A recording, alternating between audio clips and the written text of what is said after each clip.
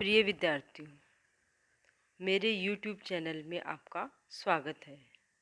मैं डॉक्टर आभा पारिक, सह आचार्य हिंदी विभाग, राजकीय स्नातकोत्तर महाविद्यालय थानागाजी से।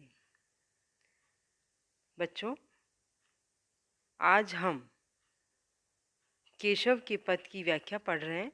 उसमें ये पढ़ेंगे हम पूरण पुराण और पुरुष पुराण परी, पूरण बतावे न बतावे और उक्ति को।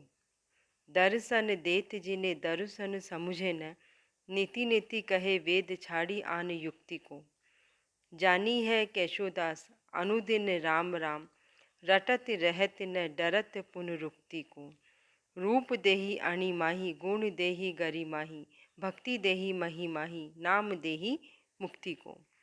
उपर्युक्त जो पद है ये केशवदास द्वारा रचित रामचंद्रिका महाकाव्य में वर्णित राम वंदना से लिया गया है। यह राम वंदना से उद्धृत है। कवि ने इस पद के अंदर राम की वंदना तथा उनकी दयालुता और दानशीलता आदि गुणों का वर्णन करते हुए उनकी महिमा का गायन किया है। देखिए बच्चों, जब हम व्याख्या करते हैं तो उसमें सबसे पहले प्रसंग लिखा जाता है। जो उपर्युक्त पद है उसके कवि कौन है और किस संदर्भ में यह पद लिखा गया है उसका उल्लेख करते हुए एक या दो पंक्तियों में हमें पूरे पद की जो बात है उसे संक्षेप में बताना पड़ता है। जैसे कि ये जो उपर्युक्त पद है इसमें केशवदास द्वारा लिया गया है, केशवदास द्वारा रचित है, रामचंद्रिका महाकाव्य में वर्णित है और राम वंदना से उद्धृत है। और कवि ने यहाँ राम की वंदना, उनकी दयालुता और दानशीलता आदि गुणों का वर्णन करते हुए उनकी महिमा का गायन किया है। ये हो गया प्रसंग। अब हम इसकी व्याख्या करेंगे। महाकवि केशव श्री राम की वंदना करते हुए कहते हैं कि सभी पुराण और प्राचीन पुरुष भगवान राम को पूर्ण पुरुष बताते हैं।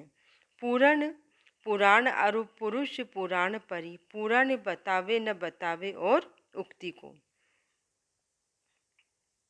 तो इसके अलावा उनके संबंध में और कोई कथन इतना महत्वपूर्ण नहीं कहा जा सकता। कहने का अभिप्राय यह है कि जो राम है वो पूर्ण ब्रह्म स्वरूप है। दर्शन देत जिने दर्शन समुझे न, नेति नेति कहे वेदी छाड़ी आन युक्ति को। वे ही भगवान राम जिन्हें वेद भी क्या करते हैं, वेदों में भी जिनको नेति नेति कहकर अनादि और अनंत बताते हैं। अर्थात वेदों में भी ये कहा जा सकता है कि हम उनकी महिमा का वर्णन करने में असमर्थ हैं। इसी कारण अंत में नेति नेति कह दिया जाता है। और वो इतने भक्त वत्सल हैं कि सीधे साधे दर्शन शास्त्र के ज्ञान से रहित भक्तों को कृपा करके अपना दर्शन प्रदान करते हैं। राम की सरलता का वर्णन किया गया है और राम जो है वो भक्त के अधीन है। दर्शन देत जिन्हें दर्शन समझे न, जो उनके भक्त हैं जिन्हें किसी भी प्रकार के, दो बार यहाँ पे दर्शन दर्शन शब्द आया। एक दर्शन का मतलब होगा दर्शन शास्त्र का जिन्हें कोई ज्ञान नहीं है, सहज सरल है, लेकिन निष्कपट भाव से भगवान राम को जो प्रेम करते हैं वो भक्त वत्सल हैं, भक्तों के रक्षक है। ज्ञान से रहित होने पर भी भक्तों को कृपा करके अपना दर्शन प्रदान करते हैं। केशवदास जी कहते हैं कि जानी यह केशवदास अनुदिन राम राम। केशवदास जी कहते हैं कि मैं इस सत्य को जानते हुए कि भगवान राम जो हैं ब्रह्म स्वरूप है, सहजता और सरलता जहाँ पे है, किसी भी प्रकार का ज्ञान नहीं, लेकिन पूर्णतया भक्त ईश्वर को समर्पित है, इस सत्य को मैं जानता हूँ। इसीलिए मैं अनुदिन राम राम, लगातार प्रतिदिन राम राम रटता रहता हूँ। रटत रहत न डरत पुनरुक्ति को। मैं लगातार राम राम रटता रहता हूँ, लेकिन बार बार उसी शब्द की आवृत्ति होती है और कविता में पुनरुक्ति का जो दोष हो जाता है उससे भी मैं नहीं डरता, ना मैं उसकी परवाह करता। रूप देही अणिमाही, गुण देही गरिमाही, भक्ति देही महिमा महिमा मही, नाम देही मुक्ति को।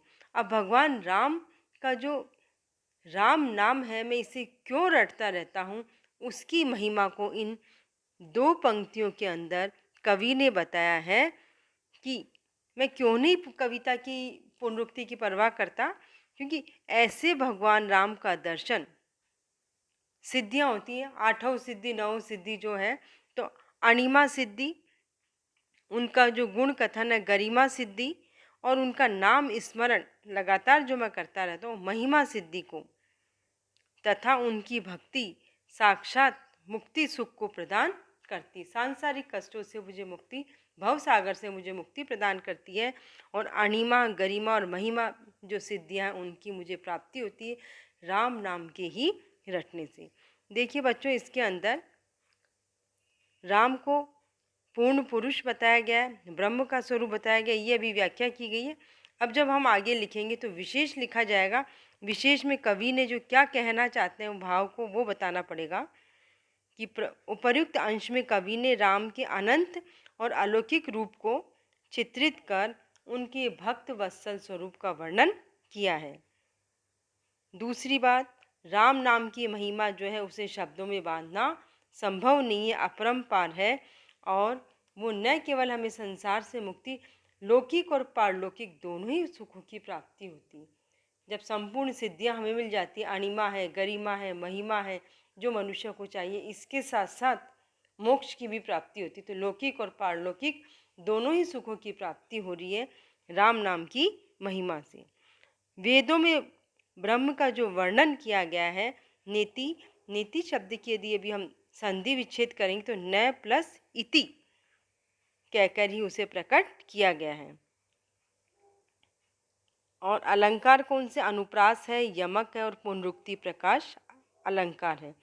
अनुप्रास अलंकार वहाँ पे होता है जहाँ पर एक ही वर्ण की आवृत्ति एक से अधिक बार होती है, वहाँ अनुप्रास अलंकार होता है। उदाहरण के लिए पहली पंक्ति देखिए, पूरण पुराण अरु पुरुष पुराण परि, पूरण बतावे न बतावे और उक्ति को।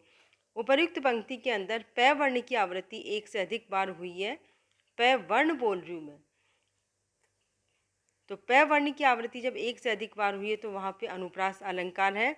यमक अलंकार वहाँ पे होता है जहाँ एक शब्द है, जैसे इसमें दर्शन शब्द, तीसरी पंक्ति में एक शब्द की एक से अधिक बार आवृत्ति होती है और उसका अर्थ अलग अलग होता है, वहाँ पर यमक अलंकार होता है।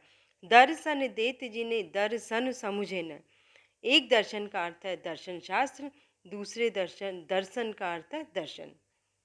कबीर के पदों में भी हमें बहुत मिलता है।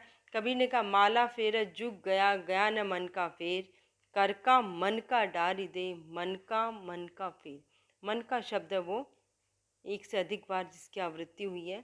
एक मन का अर्थ होगा जिस माला से हम ईश्वर का सुमिरन करते हैं उस मोती को हम उस माला को नीचे गिरा दें और मन के मोती को संसार से अलग हटा के ईश्वर की तरफ, उस भक्ति की तरफ हम मोड़ें। 3 प्रकार की वृत्तियाँ होती है मानव के अंदर, सतोगुण, तमोगुण और रजोगुण। तो तमोगुण और रजोगुण से हम अपने आप को हटा के सात्विकता की ओर अपने मन को ले जाएं, उसकी ओर उसमें संकेत किया है। तो मैं यही बताना चाहती हूँ कि इसमें अनुप्रास, विप्सा, यमक और पुनरुक्ति प्रकाश अलंकार है। विद्यार्थियों, ये एक पद की व्याख्या मैंने इसमें की है। अब एक और है जिसको मैं आपको समझाना चाहती हूँ। जो पद है वो है, टूटे टूटन हार तरु वायु ही दीजत दोष, त्यों अब हर के धनुष को हम कर कीजत रोष। हम पर कीजत रोष, काल गति जानी न जाई, होनहार है रहे मिटे, मेटी न मिटाई। होनहार वह रहे, मोह मद सबको छूटे, होय तिनका वज्र, तिनका वह टूटे। उपर्युक्त जो पद है केशवदास द्वारा रचित रामचंद्रिका महाकाव्य के परशुराम संवाद प्रसंग से अवतरित है। परशुराम संवाद के बारे में आप लोग जानते होंगे, सुना भी होगा आपने कि जब शिव धनुष टूट जाता है तो परशुराम जी बहुत अधिक क्रोधित होते हैं। तो शिव धनुष के टूट जाने पर परशुराम जब क्रोधित हो जाते और क्रोध भाव से ओतप्रोत होकर परशुराम धनुष तोड़ने के दंड के रूप में दोनों बाहों को कटवाने के लिए राम से कहते हैं। तब राम सरलता के साथ अपनी बात परशुराम के समक्ष प्रस्तुत करते हुए कहते हैं कि हे ऋषिवर, जो वृक्ष टूटने वाला होता है वह टूटकर ही रहता है। टूटे टूटन हार तरु, वायु ही द्विजत दोष। तरु का मतलब होगा वृक्ष। जो वृक्ष टूटने वाला होता है वो टूटकर ही रहता है। हम वायु को दोष बेकार ही देते हैं। उसके लिए वायु के प्रवाह को दोष देना उचित नहीं है। क्यों? क्योंकि उस वृक्ष की जो स्थिति होती है वो जीर्ण शीर्ण हो चुकी है, अतः उसका स्थिर रहना मुश्किल है। ठीक इसी प्रकार से त्यों अब हर के धनुष को हम कर की जतन। इसी प्रकार से हर का मतलब यह होगा शिव। शिव धनुष को टूटना ही था और हम पर आपका जो क्रोध करना है वो व्यर्थ ही है।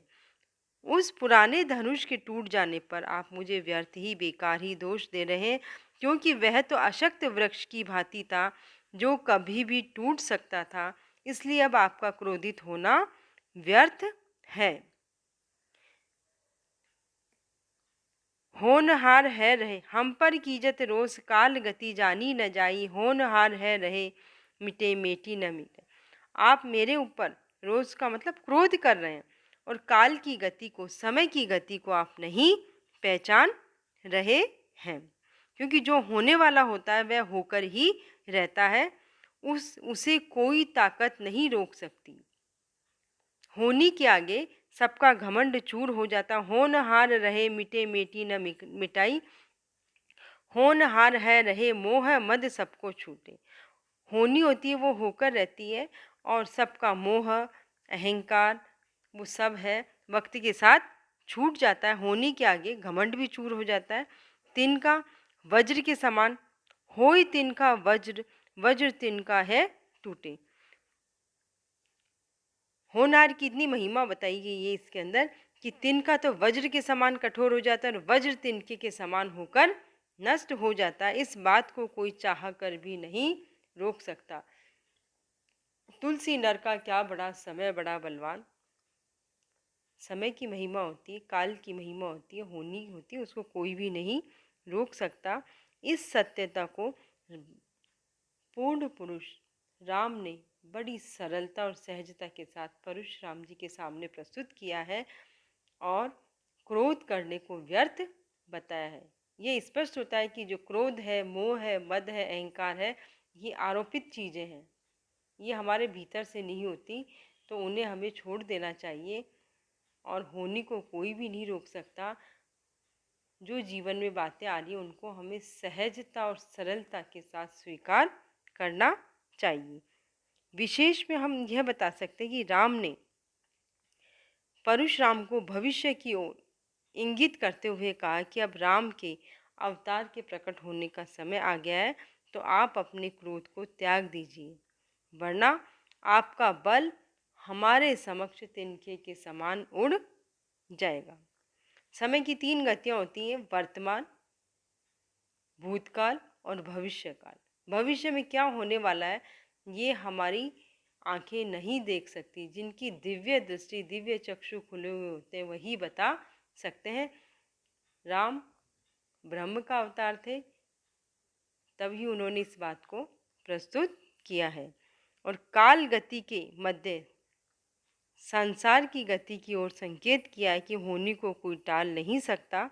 इसमें भी अनुप्रास, गुणोक्ति, अलंकार और कुंडलिया छंद का प्रयोग किया गया है। तो विद्यार्थियों, आज हमने रामचंद्र का महाकाव्य से राम वंदना और परशुराम संवाद के बारे में बातचीत की है।